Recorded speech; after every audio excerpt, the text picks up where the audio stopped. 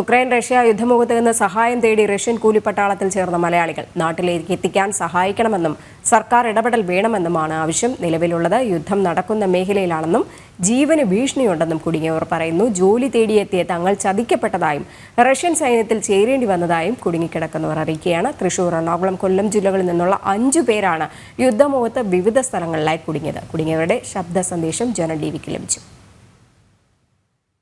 3 പേര് ഒരാളുടെ മാറ്റിയേക്കാണ്. അവിടെ ഞാൻ അന്ന് പറഞ്ഞിട്ടുണ്ടായില്ല, ഞങ്ങൾ 2 പേരാണ് ഇവിടെ ഉള്ളത്. പക്ഷെ ഇവിടെ സേഫ് എപ്പോഴും മിസൈൽ ആക്രമണം അതൊക്കെ നടക്കണം. ഇപ്പം ഇത് സെക്കൻഡ് ലൈൻ എന്ന് വേണമെങ്കിൽ പറയാം. ഫ്രണ്ടല്ല, തൊട്ടടുത്ത് തന്നെയാണ് ഫ്രണ്ട് ലൈൻ വരുന്നത്. അപ്പോൾ ഇവിടെ നിന്ന് മിസൈൽ അങ്ങോട്ട് വിടുകയാണ്. പിന്നെ അവിടെ നിന്ന് ഇങ്ങോട്ട് വരുന്നുണ്ട്. അത് എവിടേക്കാന്ന് പറയാനില്ല. അവിടെ നിന്ന് സൗണ്ട് വരുന്നുണ്ട്.